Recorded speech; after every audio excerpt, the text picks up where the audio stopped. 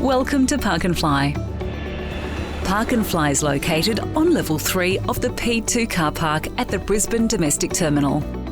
On the day of your flight, make sure you're in the right lane as you approach the traffic lights. Then head towards the ramp of the P2 car park. Drive up the ramp and follow the directional signage from there. Park your vehicle in the drop-off zone and then simply show your QR code and drop your keys off with the attendant at the Park&Fly office. They will take care of your car while you head across the skywalk into the terminal where you can relax before your flight.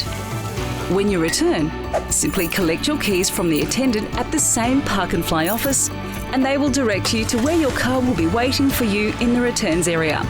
And that's it. You're on your way home with no hassle at all. It really is that easy.